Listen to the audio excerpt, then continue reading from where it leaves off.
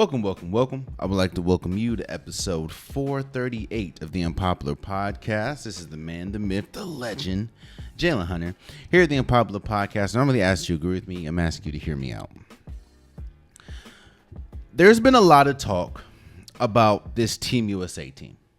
Obviously, they finally got together. They finally got, practicing. We've seen footage of all them together. And there's a lot of conversation about how good this team can be. Now, let me first start by saying that I am one of those people that do not think the world has caught up to the United States. Now, I will admit, and I do understand that there are players that are at the top of their craft and can rival a Team USA team, but I don't think the world has caught up. Yes, Giannis is great. Nikola Jokic is great. Victor Wembanyama is great. Luka Doncic is all great players. But if you compile the best foreign players going against the best American players or the best players on Team USA, I don't think it would be particularly close. And what I like about this time is we are going to see that sort of. Obviously, teams are going to play other teams and USA is going to play Spain or whatever. But there's never really going to be a way that we can compile all the great players from different countries to play Team USA. That's just not going to happen. And when you look at this Team USA team, again, we've talked about it, but to go over it again, you have Bam Adebayo, Devin Booker, Steph Curry, Anthony Davis, Tyrese Halliburton, Joel Embiid, Anthony Edwards, Kevin Durant, Drew Holiday, LeBron James, Kawhi Leonard, and Jason Tatum. That team should not lose. That team should easily leave the Olympics with a gold medal. We're having conversations not about if Team USA is going to, win gold or not. I think their biggest competition is Canada, but as we're recording, they haven't played yet, but they're supposed to play tonight as an exhibition. But they're comparing this team to a lot of the other Team USAs, the Redeem team, the Dream team. And the question is this USA team better than the rest? I don't know if it is. I know you have multiple MVPs here. You have multiple NBA champions. But I don't know if I'm going to go as far as to say this is better than the Redeem team, this is better than Team US or the Dream team. But what I will say is this. I don't think there would be an upset bigger in the history of upsets if this Team USA team does not win it all. I've talked about it ad nauseum. When the United States brings their best, and honestly, outside of a few people, this is their best. I do think Kyrie could have made it. I do think Paul George could have made it over people, but this is their best. And I just don't think that there is not a team outside the United States that can beat this team.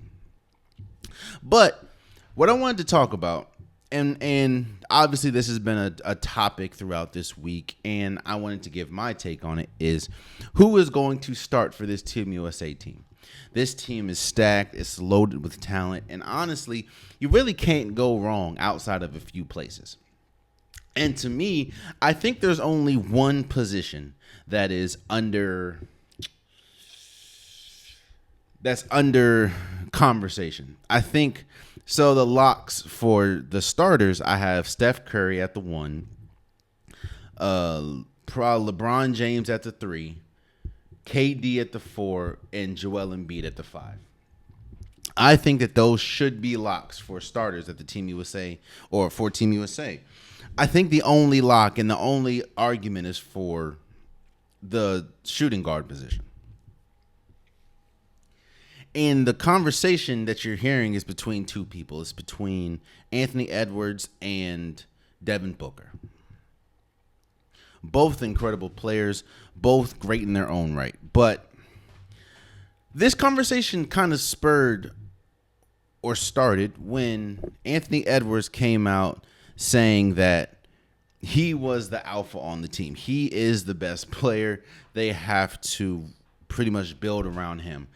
I love the confidence. I really do. And I'm not saying he's wrong. I'm not saying he's right. I probably wouldn't agree, but I love the fact that Anthony Edwards, who obviously isn't as experienced as everyone else, thinks that he is the man, which he has every right to think that. This USA team, that they need someone like Anthony Edwards, so he's incredibly important. And I love the fact that it is an argument who is the best. Now, there is no question that we have a bunch of older players. Like Steph Curry is on the older side. KD is on the older side. LeBron James obviously is on the older side. So I think that this is sort of the passing of the torch moment for Team USA, for these players. I'm not saying Steph Curry is just going to instantly be trash. I'm not saying that, LeBron James is going to instantly be trash or KD. But what I'm saying is this is a time where we're going to see the younger player. I don't think that we're going to see a lot of the older players, Steph, LeBron. I don't think we're going to see a lot of them in Team USA or play a lot of minutes, because I don't think they need to. I don't think that there's a team that can go up against toe for toe this team. And I think that we're going to see a lot of the younger players. We're going to see a lot of Anthony Edwards. We're going to see a lot of Tyrese Halliburton. We're going to see a lot of, Jason Tatum.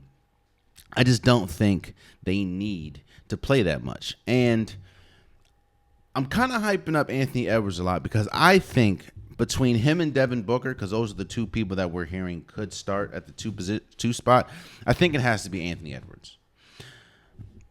Don't get me wrong. I think the leading scorer on this is probably going to be KD. I still think that out of everyone that's playing, he's probably the best scorer. But I think that Anthony Edwards is going. I think this year's playoffs was kind of his coming out moment, kind of his I'm showing the world exactly how good I am. And I think Team USA is going to show that, oh, no, that wasn't a fluke. I am on the same level as these players. And which is why I love hearing the talk of, they have to build around me. I'm still the alpha. I'm still the best player, So my starting five is Steph Curry, Anthony Edwards, LeBron James, KD, and Joel Embiid. I don't know who you think is going to beat that lineup. But on top of that, you have Anthony Davis coming off the bench. You have Kawhi Leonard coming off the bench. You have Jason Tatum coming off the bench. I don't know who you think is going to beat this team. Now, again, if they do lose, that would probably be the largest upset in Team USA basketball history. And one thing that I do like about this and why I think Anthony Edwards would be a good fit, outside of the fact that I think that you're not going to get a lot of Bron, you're not going to get a lot of Steph Curry because you don't need a lot of them. You don't need a big scoring punches from those players or the older players.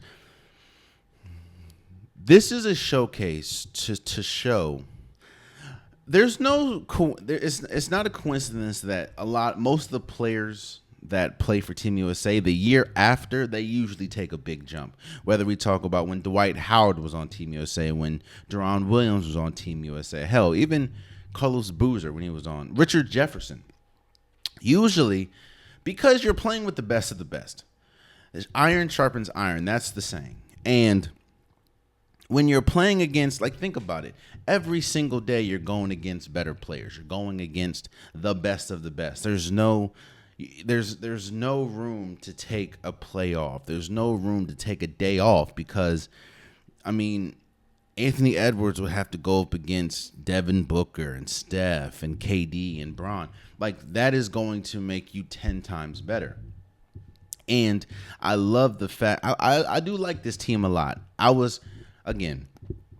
there are players that I think could and should probably be on this team, but I have no issue with how this team was constructed. I think every player is going to play. I'm not going to say big minutes, but every player is important, and their skill set is going to essentially help in the grand scheme of things. And I think that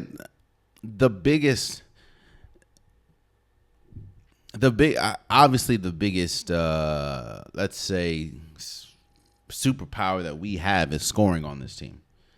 Yeah, you have some non-scorers, but when you have the greatest shooter ever, when you have arguably the greatest offensive weapon ever, man, if you were to compile the best foreign players all over the world, I think it would be a good game, but I don't think that they'd win. Especially when this is the best that we have outside of a few players. This is the best that America has. And again, I think this would be the biggest upset in sports history if this Team USA team does not come back with gold. Now, I was thinking while I was doing this show, how could they not come back with gold? How did the 2004 Olympic team that had Allen Iverson, LeBron, Carmelo, D. Wade, Tim Duncan, how did that team not come back with gold? And can those same mistakes be duplicated with this team? Well, I will say this. Let's first dispel this notion. The reason why the 2004 Olympic team did not win gold wasn't because of talent. They were by far the best, the most talented team in the world. But the Team USA 2004 team, and honestly, a lot of the recent teams that we brought over to, the Olympics or FIBA, should show you the importance of team building and the importance of not just the players, but how, the lineups are made and how rotations work. I think one of the biggest reasons that Team USA did not win in 2004 is because of the rotations and why you have LeBron James, Carmelo Anthony, even though they were younger, LeBron James, Carmelo Anthony, D. Wade sitting long minutes and not playing with each other, and you prioritizing Stephon Marbury or an Allen Iverson over a LeBron, there were decisions that could have definitely and should have changed the trajectory of that team. And when you look at some of the recent teams that we brought over, whether we're talking about the Jaylen Brown, Donovan Mitchell, Kemba Walker teams, team building is important. And I will say, gone are the days, even if you do not, and I've said this before, but I'll say it again, it doesn't matter if you compile the best foreign players or not. A lot of these players have been playing for years with each other. Gone are the days where you can just bring a random five from team, I think that the world has caught up to the B team and the C team. And that's no offense to those players, but at the time, Jaylen Brown was not on the same level and is not on the same level as Anthony Edwards. Or at the time, Jalen Brunson is not on the same level as a Steph Curry. It's just, Paolo Banchero is not on the same level right now as Kevin Durant. No offense to them, but that's just the truth. And if you compile like we were talking about, if you get a team that has Giannis and Wemby and Nikola Jokic and Shai Gilgeous-Alexander and Jamal Murray, like if you get that team, then they're for sure beating our B and C team. But I don't think they're going to beat the A team. And I think Team USA is learning from their mistakes as, okay, if we're going to do this, we have to bring our best. Because there was a time when you can bring, your B team and C team and still blow people off the water. Well, the world has caught up to that team. And I think it's going to be very interesting, man. And I'm excited. Again, I have Steph at the 1, Anthony Edwards at the 2, Braun at the 3, KD at the 4, and Joel Embiid at the 5. I think that is a team that is... I would be shocked if they do not come back home with a gold medal, because something drastically went wrong if they didn't. And there's a good possibility that this is very well the last time that we see a lot of these players don a Team USA jersey, which is, I think, one of the biggest reasons why you have some of the players that you have. So I'm excited. Again, as we're shooting this, I think they're supposed to have an exhibition tonight against Canada, which, in all intents and purposes, I think as a team is Team USA's biggest competition going into this. But yeah, especially when you see that Slovenia, they didn't make it. They didn't qualify. Greece really only has one player. Serbia got one player if he plays. I don't see Team USA losing, bro. I don't. But we'll see. And I'm excited to watch. So let's move forward. And let's talk about, since we're talking about roster, and since we're talking about, how good a roster can be compared to how it's not, let's talk about the ladies that will be representing the WNBA at All-Star Weekend. I will give credit to this. I do love, and it shows you how deeply talented the WNBA is, because I love what they did as far as making their All-Star game pretty much Team WNBA against Team USA. So the USA roster will be going against some of the best players in the United States or in the WNBA. I love that. The NBA cannot do that because, well, I guess they could. And that's where you probably would, if there's a chance, that's probably where you would see, some of the best foreign players going up against Team USA. I think the issue with that would be is I don't know if it would be it would be close competitively, because you still got to fill out the rest of that roster. Now, there are some players, like I said, Paul George would be on the Team USA team, or no, would be on the All-Star team. Kyrie might be on the All-Star team. But then that would dilute the whole foreign players against Team USA. So, but I do love this format that the Team USA is doing. Or not Team USA, that the WNBA is doing.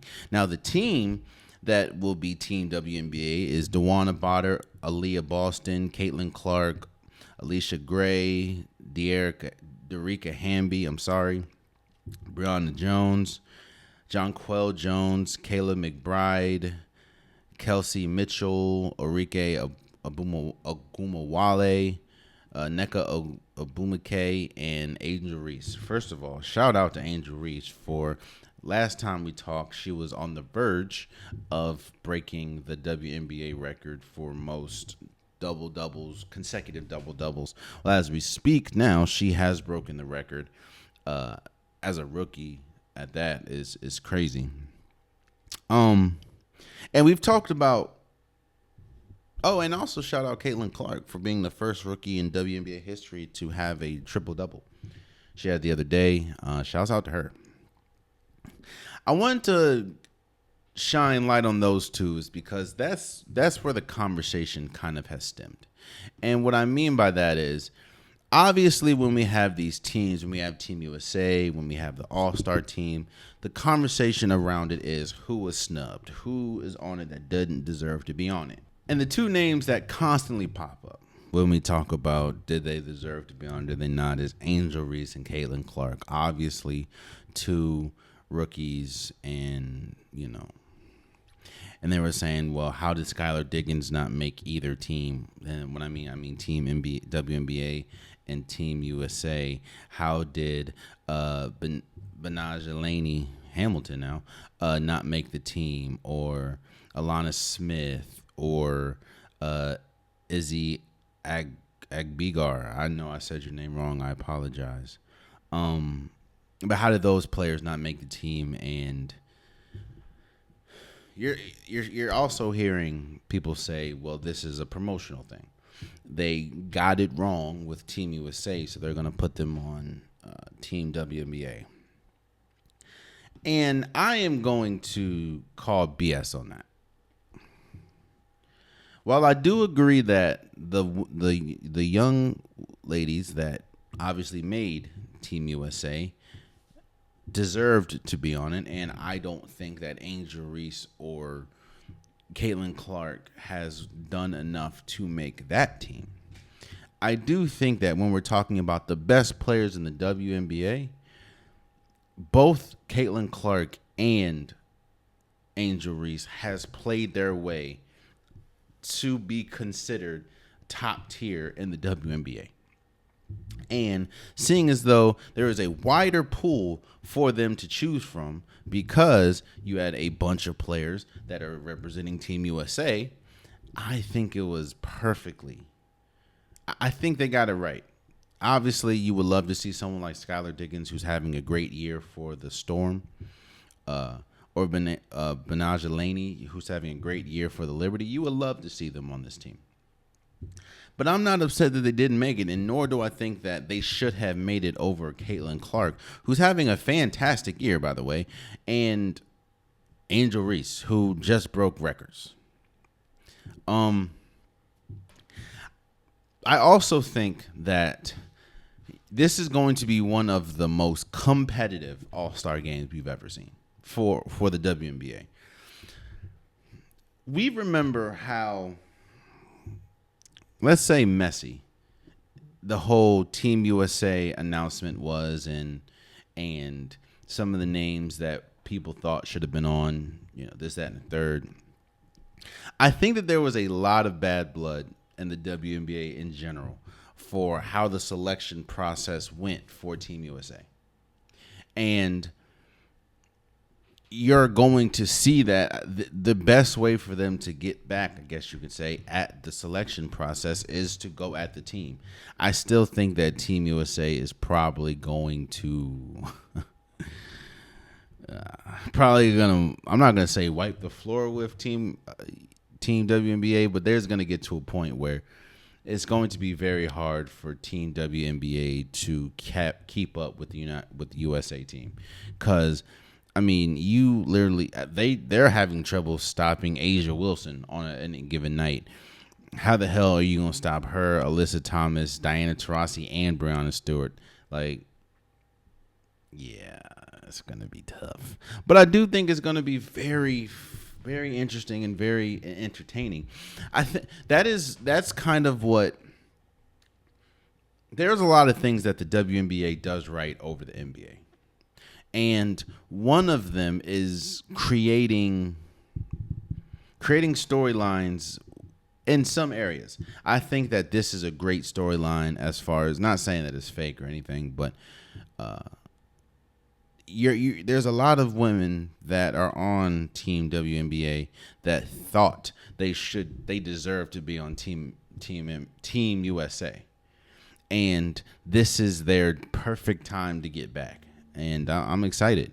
It's going to be a interesting game.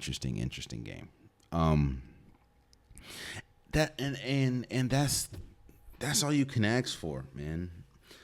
I've had my gripes about how the WNBA promotes themselves and how they promote this All-Star weekend, and I do think that this is a good step. Hopefully their All-Star game is as exciting as obviously I am hyping it up to be.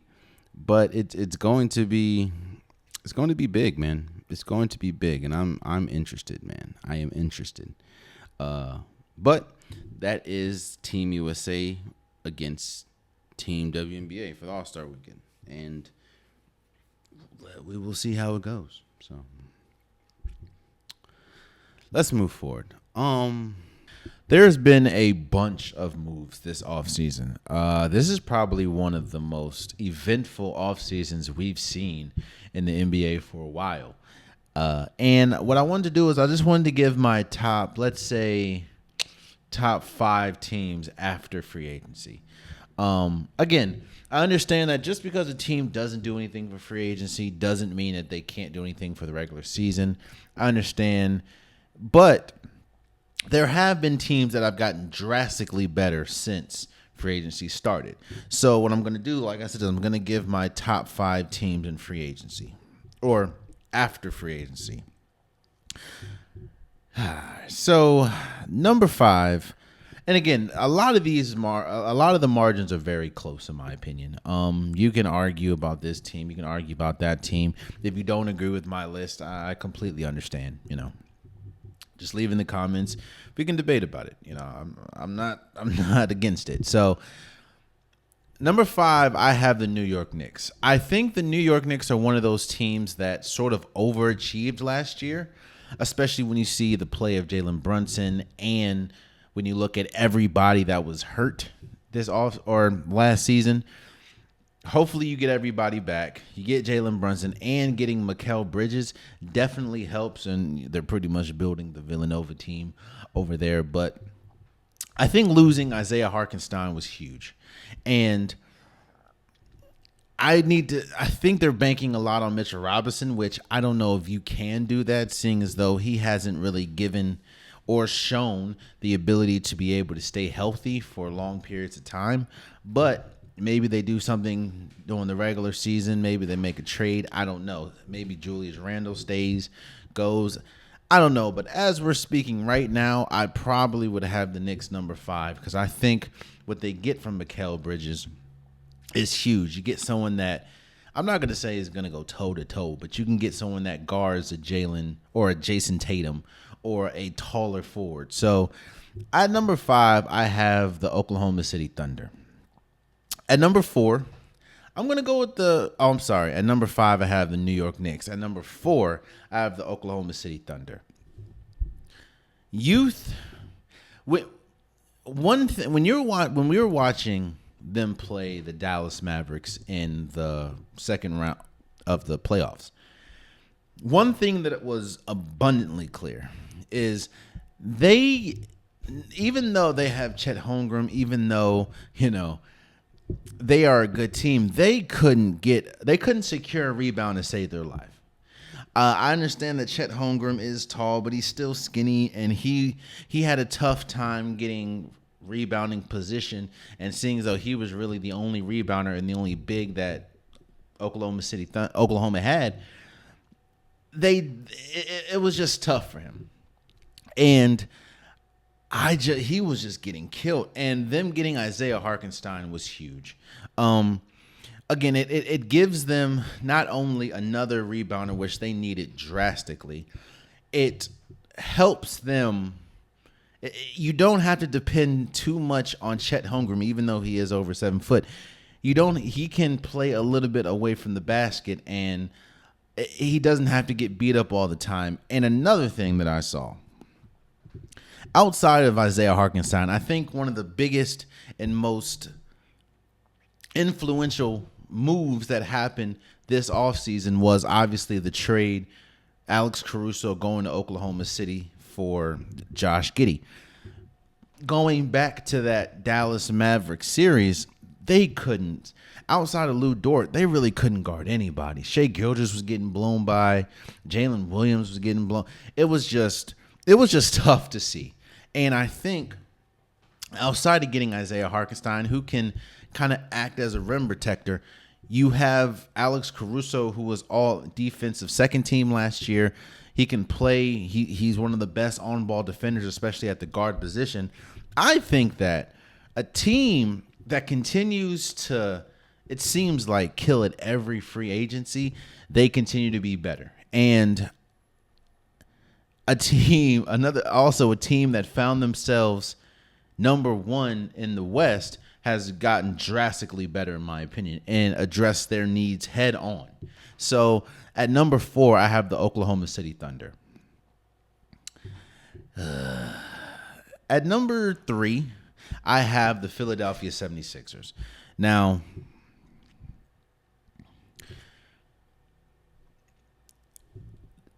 it's really hard to bank your faith on the Philadelphia 76ers because of the players that they have. Now, the players that they have is also the reason I have them at number 3.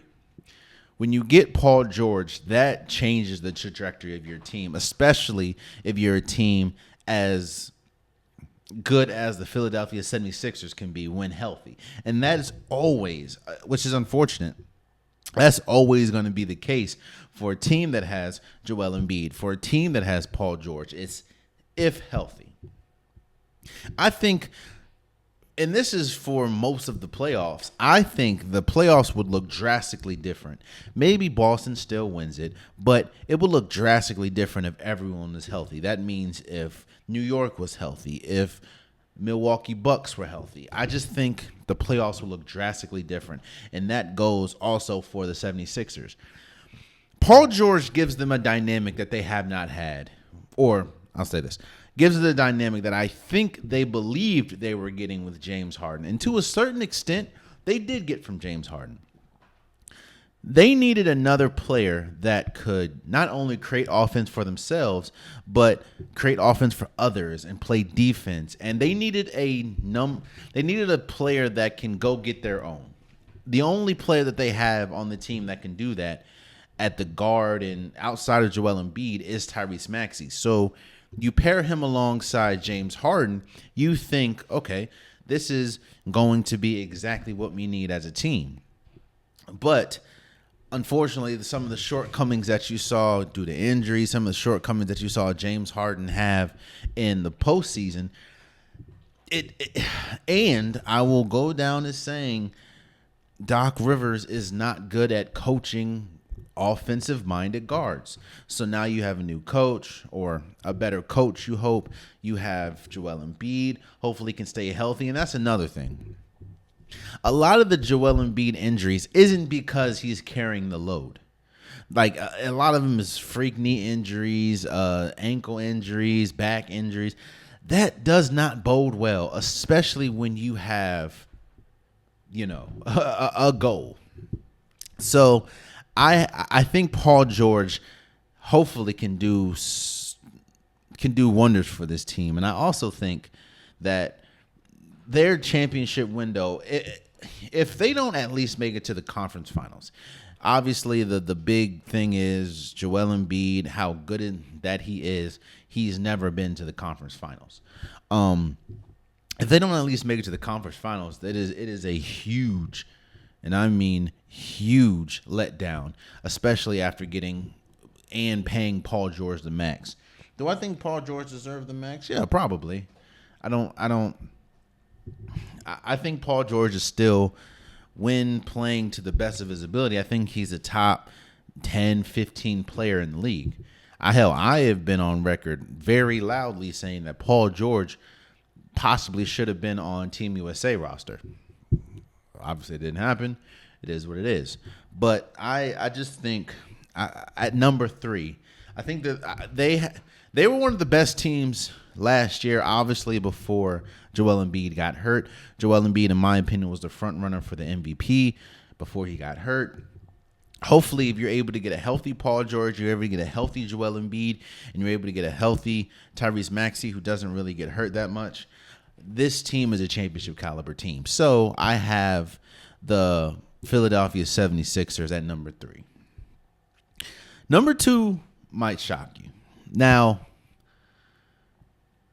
I know the Dallas Mavericks found themselves in the NBA Finals last year. I know because people always come up to me and talk about this, how I technically called them the team of destiny. I called them team of destiny because if you look at their road, they would be, I don't know if it's the first, but one of the first teams in NBA history to win an NBA Finals, being the underdog in every single series. They were the underdog against the Clippers. They were the underdog against the Oklahoma City Thunder. They were the underdog against the Minnesota Timberwolves. And they obviously were the underdogs against the Boston Celtics. But I just think I don't see them returning back to, even with Clay, I do think that Clay is a good acquisition for them. I don't see them going back to the championship. I just think when you play iso ball like that, and one of their biggest issues was they didn't have another scorer. They didn't have another person that can hit threes, especially when Kyrie Irving and Luka Doncic were getting doubled. You know, Derrick Jones wasn't hitting the threes. PJ Washington wasn't hitting. And I think Klay Thompson definitely helps. I just don't know if it makes them considerably better. I say all that to say my number 2 team is a team that they beat. There's a reason why I started this episode talking about Team USA and talking about how good Anthony Edwards is. I think, especially what we saw last year, Minnesota has the opportunity to They have an opportunity to grow on what was already an incredible season last year. And like I said earlier in this episode, when players usually go to Team USA, they usually get a boost. They get better. It's very hard leaving a Team USA camp or leaving the Olympics when you're playing against the best of the best. Like you're playing Braun, you're playing KD, you're playing Curry. And usually every player that comes back from the Olympics has a great year next year. And I very much think that Anthony Edwards is a championship caliber player. I think if he is not a superstar in a lot of people's eyes, I think he's on the cusp of it, like right there. Now, I was also very vocal in saying that one of the biggest reasons why I think they didn't win a championship was because of the play of Karl Anthony Towns. I was extremely critical of what the Minnesota Timberwolves' approach was going into the Western Conference Finals against Dallas. I was very critical on how I think the mismatch that Minnesota had was the matchup of Karl Anthony Towns going against Derek Lively or going against PJ Washington or going against Daniel Gafford. I thought that Karl Anthony Towns had the decisive advantage. Yet and still, they didn't use that at all, like to save their life. And I just, for the life of me, couldn't understand it. But I look at how they looked in the playoffs. I look at what they did in the regular season, especially with Karl Anthony Towns missing a lot of time with the meniscus. I think that they are the second best. When they're playing up to snuff, when they're playing their best, I think they are the second best team in basketball, which is crazy because they have not done much. I do think they need to address their point guard position. I know Mike Conley is still a good, serviceable point guard, but he's getting up there in age. And they need to get another player that can create offense for themselves. They only have one. They have Anthony Edwards. Karl Anthony Towns is cool, but Karl Anthony Towns makes some of the most, let's say, head-scratching mistakes as a player for when you also look at how long he's played. I think they need to address the point guard position, and they also need to address, and they could address all that at once. Like, obviously, I know this isn't going to happen. But if they had someone like a Kyrie Irving, someone that can play point guard as well as that can create their own shot, I think that they would have found themselves, that is the Minnesota Timberwolves, in the NBA Finals. If they have someone like, it doesn't even have to be someone on a star level like Kyrie. If they had someone like, who is someone that's on a lower level than Kyrie? But if they have someone like Cam Thomas, I think that would because they'll have another player that can create their offense. I think the Minnesota Timberwolves are going to be incredible this year. And Anthony Edwards being who he is and playing for Team USA this year, I think is a major reason why they're going to be incredible. So I have Minnesota at number 2. Now, before I go to number 1, which should be obvious, but before I go to number 1, let me explain myself for a couple things. People are asking, well, Jalen, why don't you have the Denver Nuggets at number 2? Or why don't you have the Milwaukee Bucks at number 2? Or why don't you have, some of these teams that you probably would expect to be number 2? One of the biggest reasons why I said that the offseason is so important, this free agency period is so important, is because it gives teams pretty much the first chance outside of the draft. It gives them the first chance to get better.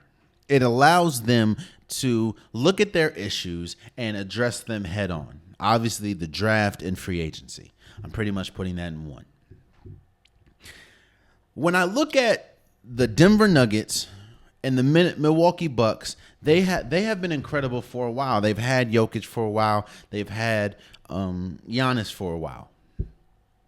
And we thought going into the season that the Milwaukee Bucks got incredibly better when they traded for Damian Lillard. But as the season went on, as we looked at the regular season and we finished the season, the Milwaukee Bucks obviously losing, I think, in round 1, and the Denver Nuggets losing in round 2, how they lost, you would think that both teams would look at this offseason and think, we need to get better. The team that we trotted out there was not good enough to reach our ultimate goal. And when I tell you, trust and believe, a team that has Giannis and Damian Lillard and already won a championship, 2-3 years ago? They did not expect to be out round 1. A team that just won a year before with Nikola Jokic, Jamal Murray, Aaron Gordon, Michael Porter Jr., they did not expect to be out round 2, meaning that they needed to get better. There was things that they needed to address. It wasn't like, now, yes, I understand you can look at the Milwaukee Bucks and say they were hurt. Giannis wasn't playing. Damian Lillard ultimately didn't play, the rest of the series against the Pacers.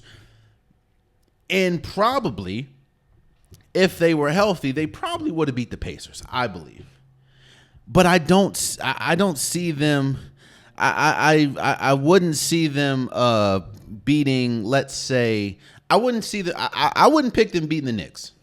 I wouldn't pick them beating the Celtics. I wouldn't pick them beating the 76ers if they were healthy. That's because of everything we saw in the regular season. So you would think this offseason that even though we talked about it last episode about the apron, the first apron, the second apron, it really hampers how aggressive you can be, especially some of the big market or the teams that have high salaries. But as we sit here today, the Milwaukee Bucks have done nothing. And I mean nothing in free agency. And this is also talking about a team, like I said, that didn't make it out the first round with a Dame, with a Giannis. And yes, you can say they were hurt. But even if they were healthy, and after everything that we saw, I wouldn't pick them to beat most of those teams.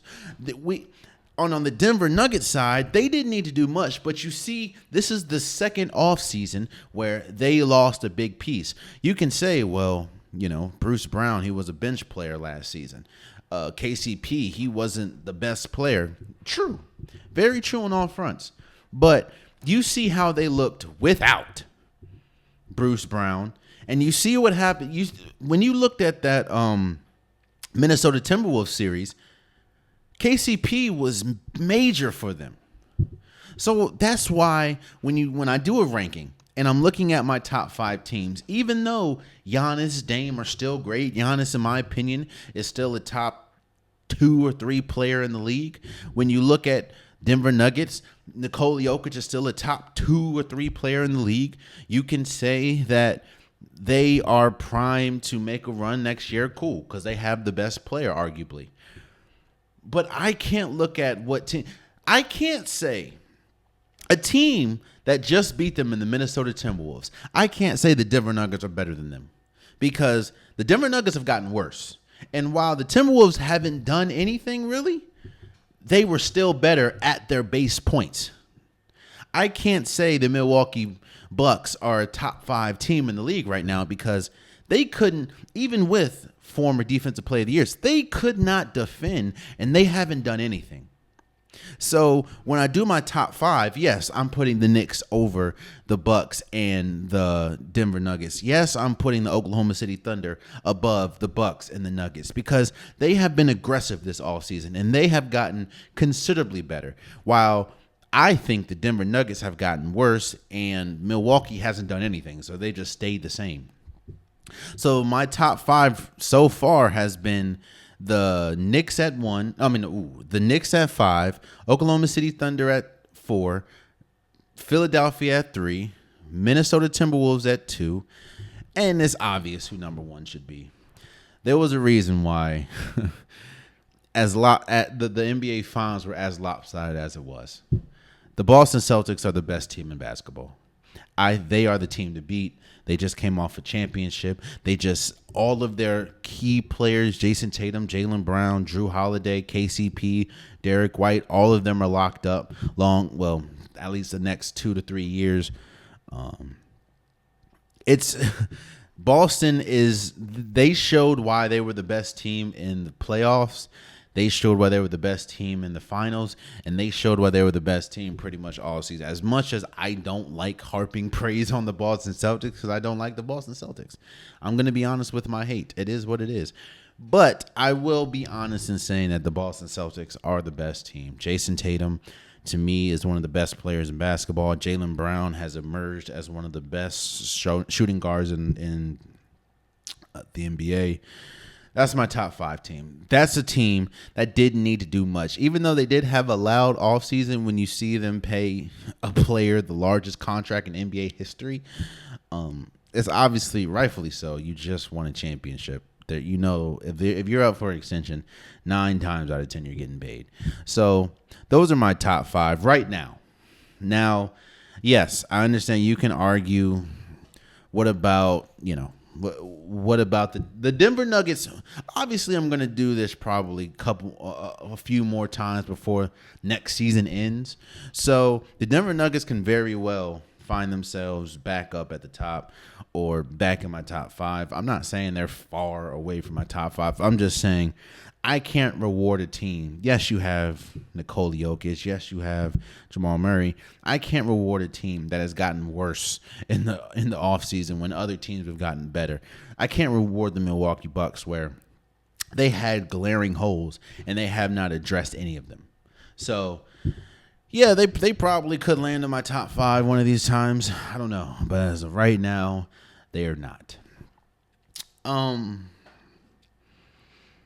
Lastly, before we go, you have the unpopular topic of the day. There are times when you can't control narratives. Narratives about you, it is what it is. Some narratives obviously are true, some narratives are not. The only thing that you can do is control what you can control. I say this all the time. People are going to believe what they want to believe. It's up for you to stay true to yourself and either A, fight to change those narratives, or B, let them rock and do you. When we talk about boxing, one of the narratives for Shakur Stevenson is he's a boring fighter. He is not a marketable fighter. He is, as great as he is being, 22-0, he is unable to sell fights. And a lot of that is because the narrative is he's a boring fighter. He doesn't, quote, let his hands go. For people that don't know, that means he doesn't really swing as much. This narrative, this reputation has obviously grown over time. He can't control what people say about him. What he can control is what he does.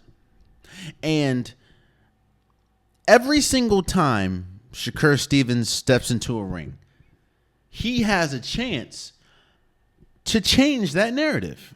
It only takes once, especially in boxing. It only takes one. One fight can change the narrative about you. You want a perfect example? As much as I hate to use him as an example, I will. You remember how people were talking about Earl Spence before the Bud Crawford fight? How people were saying how Earl Spence will destroy Bud Crawford, or how Earl Spence is just a better fighter than Bud Crawford, or how Earl Spence is, especially after the car accident, how he looked great. Earl Spence could be a pound for pound one of the top fighters in the world. That one fight, that one loss to Bud Crawford changed everything.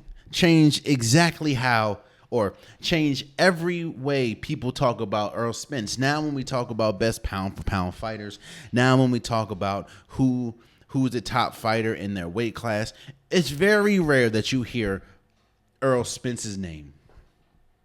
So I'm not saying that, Shakur Stevens is going to lose. What I'm saying is it takes one fight to change the narrative. Shakur Stevens is currently 22-0 with 10 knockouts. I'm not even going to try to pronounce homeboy's name. For all my DSP listeners, I apologize, but for my YouTube watchers, I'm going to put his name down on the lower third. But Shakur Stevens beat him by unanimous decision. And it sent there has been a wave of controversy after that fight, not because people didn't agree with the ending, but because, Shakur Stevens was fighting at home. I think he was fighting in New Jersey, and people were leaving. People were booing him because of how, quote unquote, bored they were, how he wasn't, quote, letting his hands go, how he was so much on the defensive that I think it was by round 8. I could be wrong, but I believe I was watching it, and I think they said at round 8 he threw, not landed, threw, I think 20 punches in 8 rounds. And I know people are probably looking, they see the back and forth that he and his camp is having with Mace and Cameron, or how he's trying to get in front of it and talking to all his dejectors and all the people that are talking about his performance, saying that it was boring, and saying how ESPN paid people to leave early. What? I'm not here sticking up for ESPN. What I'm saying is, I watched the fight just like the people that paid money watched the fight. And if I was bored, I'm sure they were bored. And I'm sure there's a good reason why majority of people left. I understand your style is your style.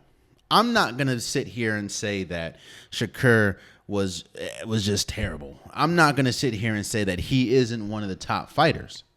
But you're starting to see now what the reason is that you haven't seen him fight, let's say, a Devin Haney or a Gervonta Davis. And you're starting to see why people are saying he's not a draw. Even though he's one of the best, he's not a draw. I'm one of the people that hate the politics that come with boxing. I do. I think, kind of like the UFC, that's one thing the UFC gets right. They don't pay their fighters. This is what we've learned. But one thing that I do know about the UFC is if you're the top-ranked guy, you're going to fight the top-ranked guy. That's what Dana White has done. Shouts out to them. Boxing, there's so many different avenues. There's so many belts. There's so many rankings. There's so many different pay-per-views. Politics usually get in the way of a lot of fights, which is why we don't see a lot of fights.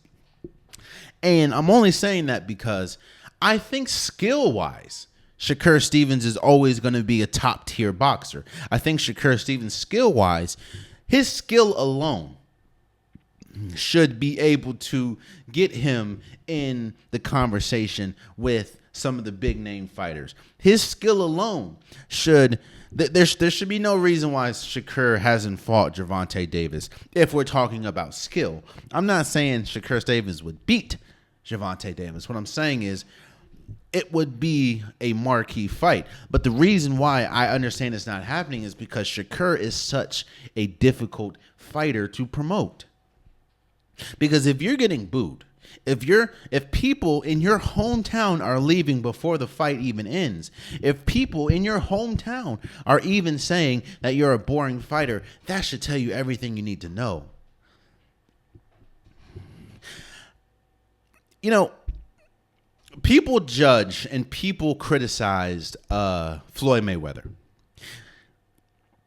for being leaning too heavy into defense.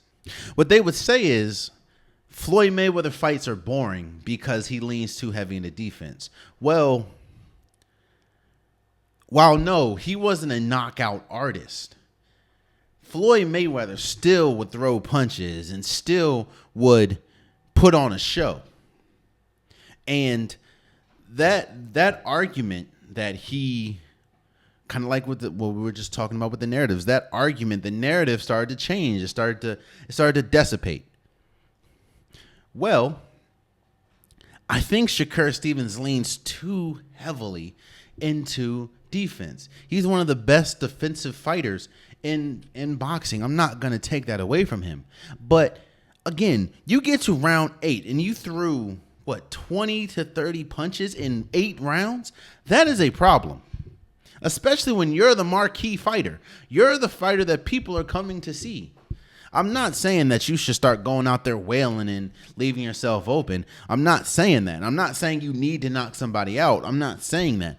But you need to put on a good product, especially if you can call yourself and you consider yourself one of the best fighters in boxing. Yet and still, every single time we see you, the same rhetoric, the same narratives, the same argument is had after every fight, after every win at that point, because you're 22-0. I just think you need to be better, bro. You need to let your hands go. Look, people have called me a casual for the last 2 weeks because I said Gervonta Davis was one of the best fighters of all time, and why hasn't he fought Canelo Alvarez or Bud Crawford, even though both of them have said they would go down and wait for the right fight, but people are calling me a casual. Okay, I'm saying all that to say you don't have to listen to me. But, and I know that this is the unpopular topic of the day. This is my opinion, but this opinion isn't just something that I'm saying. This is something that multiple people are saying. I think Shakur Stevenson could be one of the best fighters. I think he possibly could be on the same level as Gervonta Davis, who I have praised openly in saying that I think he's one of the best fighters in the world. But he hasn't shown anybody. He hasn't shown us that he is on that level. Maybe defensively, yes, but no. So I will end this by saying shout out to Shakur Stevenson for winning his fight, but he hasn't done anything except fuel the narrative even more that he is not a draw and that he, as harsh as it's going to sound, that he is a boring fighter. So, yeah. But shouts out to him. I know that's kind of crazy, but shouts out to him. So, is there anything else I want to say before we go? I think I said it, but shouts out to Caitlin Clark for being the first rookie in WNBA history to record a triple-double. Shouts out to Angel Reese for breaking the WNBA record for most consecutive double-doubles. She already broke the rookie one. Now she broke the WNBA one. These are super rookies, bro.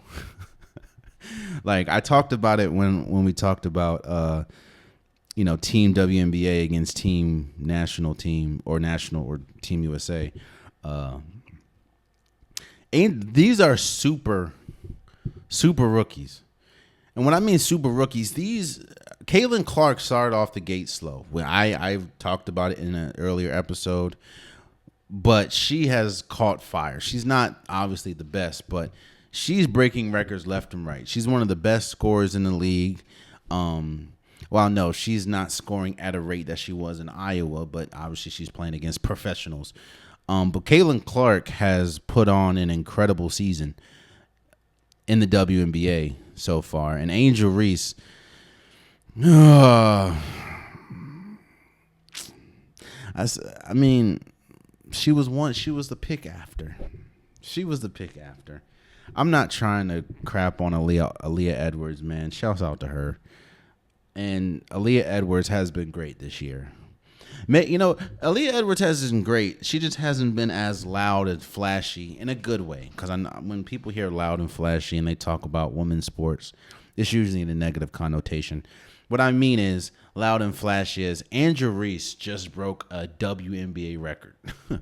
Like, Angel Reese has an incredible season. What she was the pick after. So Washington, who obviously I'm a fan of, could have had Angel Reese. She's from Baltimore, but shouts out to them. Who else? This is obviously the end, but I also wanted to give a shout out to somebody. Oh, I wanted to give a shout out to Spain for reaching the EuroLeague championship. I'm sorry. They beat Mbappe in France. I'm not going to go into detail, but Mbappe had a pretty bad EuroLeague. I think he finished with 1 goal and 1 assist to be the best, arguably the best player in the world. Yeah, that's not good. I'm not saying that you had to win the Euros, but yeah. Shouts out to Spain. I don't know homie's name, and Brittany was talking about it. He had like an incredible goal. I think it was like 16 or something. Shouts out to him. Shouts out to Spain in general for making it to the EuroLeague championship. Or did they win this year? No, making it to the EuroLeague finals. Yeah, man. I think that's it. Is there anything else? Just make sure. Damn. I feel bad for Coco Gauff. She lost in Wimbledon. I thought it was hers because the number 1 ranked, I think Iga, what her name is, the number 1 ranked woman got out. I thought it was hers, but it wasn't. And Tiafoe, he lost to Carlos Alcaraz. Carlos is cold to be like 18, 19 years old. Yeah, man, this is just my shout outs. Talked about Team USA. Yeah. That's it. That's been today's episode of Unpopular Podcast. I truly, truly, truly appreciate you guys. If you want a Unpopular Podcast shirt, hoodie, sweater, long sleeve, joggers, the link is in the description below. I have multiple different colors, multiple different designs. Get your Unpopular Podcast merch today. Also, please subscribe to the YouTube channel. I'm trying to get as many subscribers as possible. I appreciate everyone that has subscribed.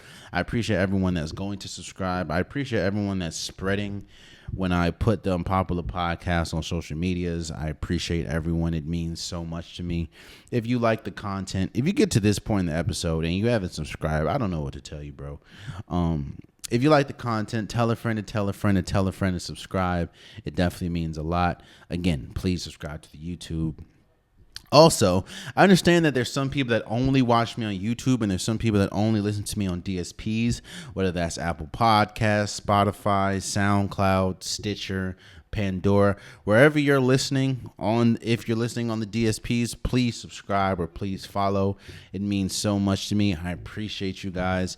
No platform is better than the other. No supporter is bigger than the other.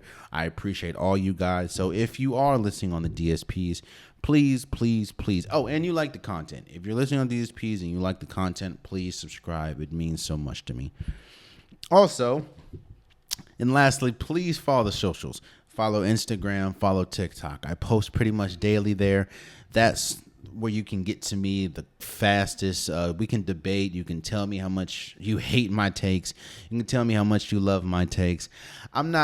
Just keep it respectful, and I don't mind going back and forth. It just means that you're not only passionate about whatever we're talking about, but you are listening to me. So it definitely means a lot. A lot of the reels that you see on YouTube that are a minute long, they're usually longer than a minute. I just have to cut them down to make it onto YouTube. So if you want to see the entire reel, the entire short, Go to Instagram, go to TikTok. Again, all the links are in the description below. Please, please, please follow. It means so much to me. Until next time, I hope you guys stay cool because y'all can probably see the sweat trickling down my face. It's hot as hell in here. Until next time, much love.